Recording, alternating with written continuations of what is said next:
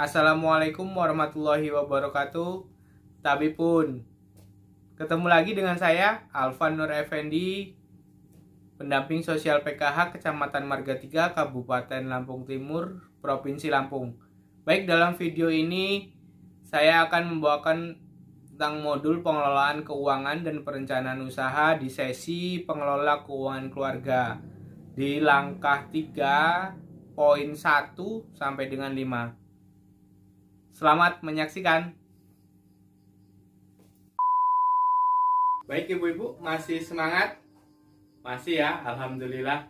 Baik, tadi kita sudah belajar menentukan pendapatan dan pengeluaran kita tiap bulan ya Bu.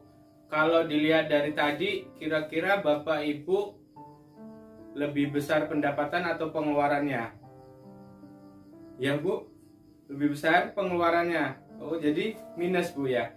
Oh iya. Baik, untuk selanjutnya kita akan belajar tentang menyusun anggaran. Jadi tidak semua Bu pengeluaran itu harus dipenuhi, terutama karena penghasilan kita terbatas. Maka saran saya harus berhemat dan kita bisa menentukan mana yang termasuk kebutuhan dan mana yang termasuk keinginan. Bapak Ibu bisa tidak membedakan antara kebutuhan dan keinginan? Bisa Bu?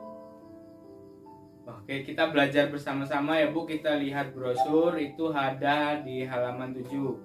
Silakan dicari dulu, kalau sudah ketemu kita lihat bersama-sama. Sudah ketemu Bu? Sudah, alhamdulillah. Yuk kita lihat brosurnya.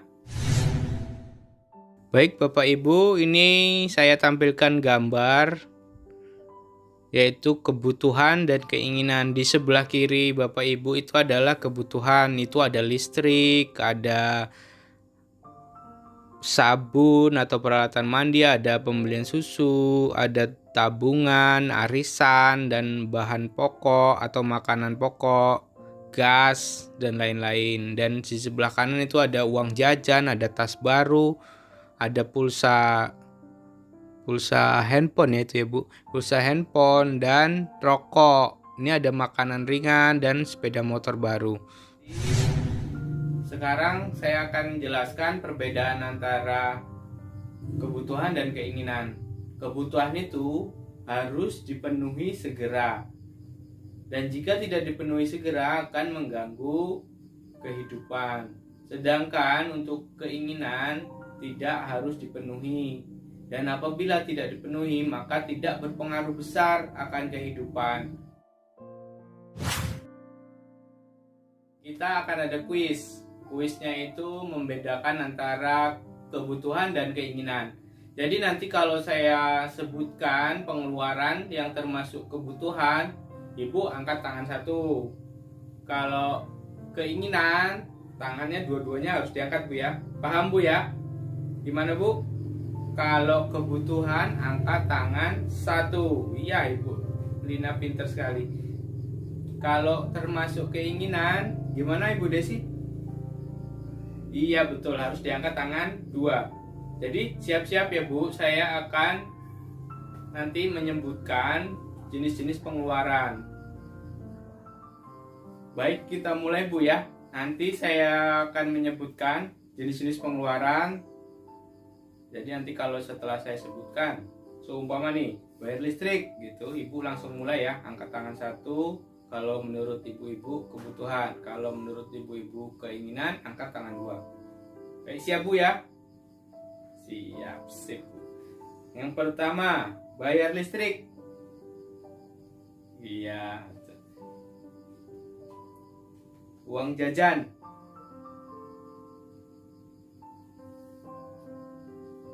Bayar utang.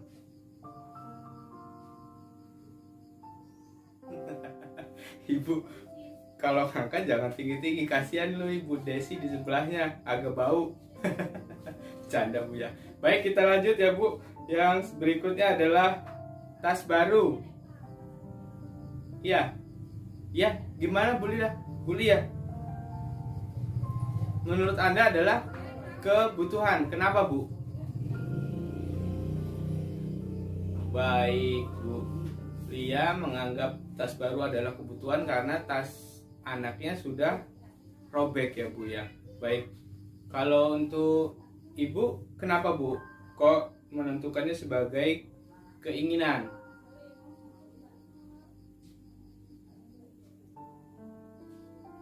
Baik. Oh iya betul. Ibu tasnya masih banyak Bu ya, jadi itu termasuk keinginan ya, masih bagus-bagus ya. Baik, nanti saya akan jelaskan antara perbedaan kita ini. Kita lanjutkan lagi ya Bu. Yang selanjutnya adalah arisan. Terus beli makanan dan susu.